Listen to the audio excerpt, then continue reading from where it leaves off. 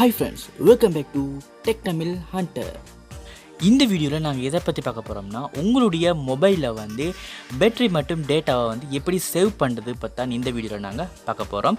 Okay, video பார்க்குறதுக்கு முன்னாடி நீங்கள் எங்கள் சேனலில் சப்ஸ்கிரைப் பண்ணணும்னு சொன்னால் கீழே உள்ள ரெட் கலர் பட்டனை அழுத்தி சப்ஸ்கிரைப் பண்ணிக்கொள்ளுங்க. கூடவே ஒரு பெல் சிம்பல் வரும், அதையும் அழுத்தி ஆல்ரெடி ப்ரெஸ் பண்ணுங்கள்.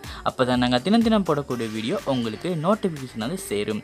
ஓகே ஃப்ரெண்ட்ஸ், வாங்கி இப்போ நாங்கள் வீடியோக்குள்ளே போகலாம்.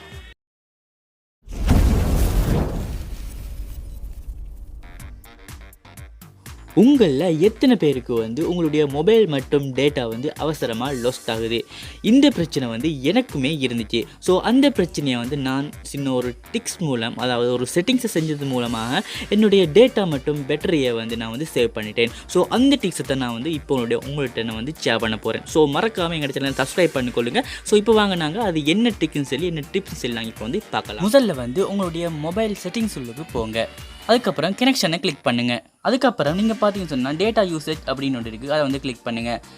ஸோ இங்கே வந்து நாங்கள் எங்களோட டேட்டா வந்து சேவ் பண்ணிக்கிற ஒவ்வொரு இதையும் வந்து நாங்கள் கேன்சல் பண்ண போகிறோம். அதில் வந்து நீங்கள் மொபைல் டேட்டா யூசேஜ் அப்படின்னு சொல்லிட்டு இருக்குது. ஸோ அதை வந்து கிளிக் பண்ணுங்கள். ஓகே, இப்போ நீங்கள் பார்த்தீங்கன்னு சொன்னால் உங்களுடைய மொபைலில் வந்து இப்போது எந்தெந்த அப்ளிகேஷன் ரன் ஆகிட்டு இருக்குது, எந்தெந்த அப்ளிகேஷனுக்கு வந்து டேட்டா வந்து லாஸ்ட் ஆகுதுன்னு சொல்லி வந்து ஆஃப்லைனில் லாஸ்ட் ஆகுதுன்னு சொல்லி தான் இந்த இடத்துல வந்து காட்டியிருக்காங்க.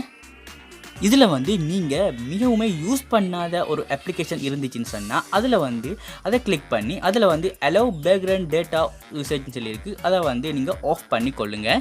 ஸோ இதை ஆஃப் பண்ணுறது மூலமாக உங்களுடைய பேட்டரியும் சேவ் பண்ணிக்கொள்ளலாம். அது மட்டும் இல்லாமல் உங்களுடைய டேட்டாவையும் வந்து கம்மியாக லாஸ்ட் பண்ணாமல் வச்சுக்கொள்ளலாம்.